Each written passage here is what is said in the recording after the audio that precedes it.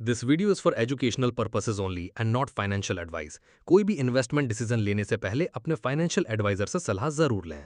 नमस्ते दोस्तों, मैं हूं विक्रम और आप देख रहे हैं मार्केट टॉक्स विद विक्रम, जहां बात होती है पैसों की, समझदारी की।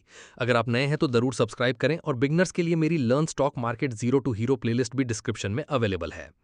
चलिए एक फ्रेश मॉर्निंग के साथ शुरू करते हैं आज का प्री मार्केट इनसाइट, जहां हम देखेंगे मार्केट सेंटिमेंट, एफआईआईस डीआईआईस की position, currency, commodities, earnings action और आज के की टेक्निकल लेवल्स। तो चलिए सबसे पहले नजर डालते हैं ग्लोबल क्यूज पर। आज सुबह गिफ्ट निफ्टी लगभग 24,968 पर ट्रेड कर रहा है। करीब 120 अंक नीचे यानी कि 0.48% की कमजोरी दिख रही है। इसका सीधा संकेत यह है कि बाजार थोड़ा घबराया हुआ है। यूएस मार्केट्स की तरफ देखें तो डाउ जोन्स करीब 316 अंक गिरा है, जो कि साफ तौर पर रिस्क ऑफ सेंटिमेंट दिखाता है। वहीं नास्डैक हल्की सी हरी झंडी में बंद हुआ, जिससे अंदाजा लगाया जा सकता है कि टेक सेक्टर में अभी भी सिलेक्टिव बाइंग हो रही है। एशिया पैसिफिक मार्केट्स में भी कुछ सेक्टर्स धीरे धीरे पिकअप कर रहे हैं, लेकिन ओवरऑल सेंटिमेंट कॉशियस बना हुआ है। इस बैकड्रॉप में ऑयल प्राइसेस और जियोपॉलिटिकल टेंशंस जैसे इश्यूज भी इन्वेस्टर्स की साइकोलॉजी को इन्फ्लुएंस कर रहे हैं। चलिए अब देखते हैं डोमेस्टिक फ्लोज का सिनेरियो। 24 जुलाई को एफआईआईएस ने 2133 करोड़ रुपए की बिकवाली की, जबकि डीआईआईएस ने 2617 करोड़ रुपए की खरीदारी की। इससे यही समझ आता है कि फॉरेन इन्वेस्टर्स अभी वैल्यूएशन और ग्लोबल क्यू से थोड़े अलर्ट हैं, लेकिन डोमेस्टिक लिक्विडिटी यानी लोकल म्यूचुअल फंड्स और इंस्टीट्यूशंस अब भी मार्केट में सपोर्ट बनाए हुए हैं। यानी टग ऑफ वॉर चल रही है, एक तरफ कॉशियस एफआईआईस, दूसरी तरफ कॉन्फिडेंट डीआईआईस। करेंसी यूएसडी आईएनआर की चाल फिलहाल बेहद इंटरेस्टिंग है। डॉलर रुपए 86.45 के आसपास ट्रेड कर रहा है, जो कि क्रिटिकल रेजिस्टेंस लेवल के करीब है। पिछले कुछ हफ्तों से इसकी रेंज रुपए 85.78 से रुपए 86.44 रही है।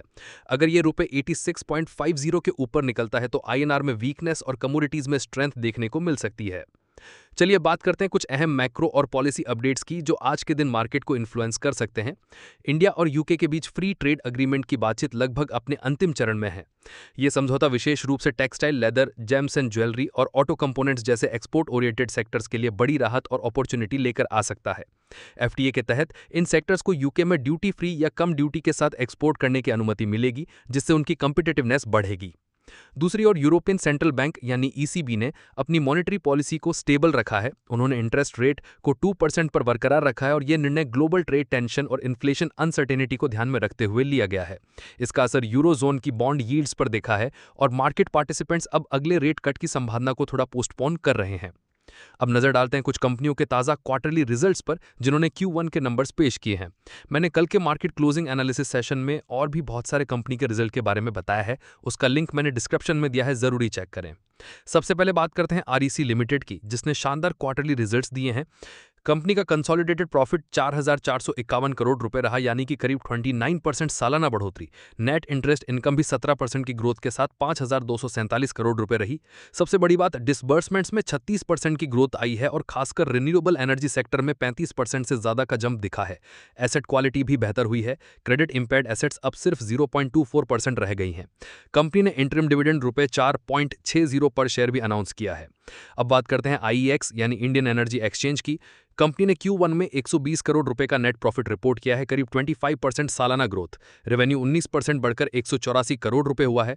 इलेक्ट्रिसिटी ट्रेडिंग वॉल्यूम्स और आरईसी यानी रिन्यूएबल एनर्जी सर्टिफिकेट्स ट्रेडिंग में अच्छा पिकअप हुआ है, लेकिन एक कैच भी है। सीईआरसी की मार्केट कंपलिंग प्रपोजल के चलते हाल ही में स्टॉक में 26% की गिरावट देखने को मिली है। इसका शॉर्ट टर्म इंपैक्ट अभी भी रह सकता है।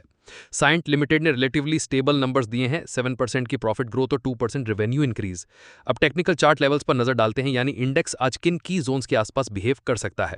निफ्टी फिलहाल एक नैरो रेंज में ट्रेड कर रहा है। सपोर्ट जोन है 2,49,072 से लेकर 2,49,081 के बीच में।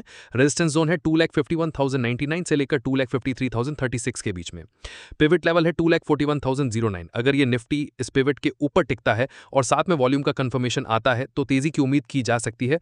टारगेट रहेंगे 2,52,000 और फिर 2,53,336 तक। अगर प्राइस इस पिवट से नीचे जाता है और वहां टिकता है तो नीचे की ओर मूव आ सकता है, पहले 2,49,072 तक और फिर 2,49,081 तक। बैंक निफ्टी की बात करें तो सपोर्ट जोन है 56,612 से लेकर 56,839 के बीच में। रेजिस्टेंस जोन है 57,304 से लेकर 57,544 के बीच में। अगर इंडेक्स 57,305 के ऊपर सस्टेन करता है तो आगे 57,544 तक का रास्ता खुल सकता है। अगर सपोर्ट टूटता है तो 56,612 तक की गिरावट संभव है। इंडिया विक्स एलिवेटेड है, यानी आज इंट्राडे वॉलेटिलिटी हाई रहने की संभावना है, इसलिए स्टॉप लॉस और रिस्क मैनेजमेंट पर खास फोकस रखें। अब देखते हैं कि आज कौन से स्टॉक्स या सेक्टर्स वॉच लिस्ट में रहने चाहिए। आरईसी लिमिटेड शानदार Q1 रिजल्ट्स के बाद पीएसयू और इंफ्रा सेक्टर्स में बाइंग इंटरेस्ट बना रह सकता है। आईईएक्स फंडामेंटल परफॉर्मेंस अच्छा है, लेकिन रेगुलेटरी रिस्क के चलते शॉर्ट टर्म में प्रेशर देख सकता है। साइंट लिमिटेड स्टेबल परफॉर्मेंस के बाद ये स्टॉक साइडवेज रह सकता है, किसी डिसाइसिव मूव का इंतजार करें। टेक्सटाइल, लेदर और James and jewellery, India UK FTI की संभावनाओं के चलते इन सेक्टर्स में स्पेक्युलेटिव बाइंग देखने को मिल सकती है। अब आखिर में बात करते हैं आज की पॉसिबल स्ट्रेटेजी ही। ग्लोबल क्यूज फिलहाल न्यूट्रल से वीक हैं। यूएस मार्केट्स में डाउन ने वीकनेस दिखाई है, जबकि नास्डैक में हल्की रिकवरी दिखी है। डोमेस्टिक फ्रंट पर इंस्टीट्यूशंस के बीच टग ऑफ वॉर चल रहा है। एफआईआई सेलिंग कर रहे हैं, लेकिन डीआईआईज बाइंग से सपोर्ट बनाए हुए हैं। करेंसी रेंज में है, लेकिन अगर यूएसडी आईएनआर 86.50 के ऊपर जाता है तो ये संकेत होगा कि कमोडिटीज और एक्सपोर्टर्स पर असर दिख सकता है। अर्निंग्स फ्रंट पर पीएसयू और इंफ्रा सेक्टर्स में अच्छा मोमेंटम दिख रहा है, खासकर आरईसी जैसे स्टॉक्स में। टेक्निकली निफ्टी और बैंक निफ्टी दोनों की पिवट जोन्स पर हैं। डायरेक्शन का कंफर्मेशन हमें वॉल्यूम के साथ मिलेगा। इंट्राडे ट्रेडर्स के लिए जरूरी है कि वो किसी भी ब्रेकआउट या ब्रेकडाउन के कंफर्मेशन का इंतजार करें। स्कैल्पिंग से बेहतर है कि कंफर्मेशन मिलने के बाद ही पोजीशन लें। पोजिशनल ट्रेडर्स के लिए यह वक्त है सेक्टर स्पेसिफिक लीडरशिप को ऑब्जर्व करने का। अगर आपको ये एनालिसिस वैल्यूएबल लगा तो वीडियो को जरूर लाइक करें, कमेंट में बताएं कि आज आप किस सेक्टर या स्टॉक पर फोकस कर रहे हैं। और अगर अब तक चैनल सब्सक्राइब नहीं किया तो अभी करें, क्योंकि यहाँ डेली प्री मार्केट एनालिसिस से मार्केट क्लोजिंग एनालिसिस की अपडेट मिलती है। और बिगनर्स के लिए मेरी learn stock market zero to hero playlist भी डिस्क्रिप्शन में अवेलेबल है। मिलते हैं मार्केट क्लोजिंग एनालिसिस अपडेट के साथ। सेफ ट्रेडिंग, स्मार्ट इन्वेस्टमेंट, जय हिंद।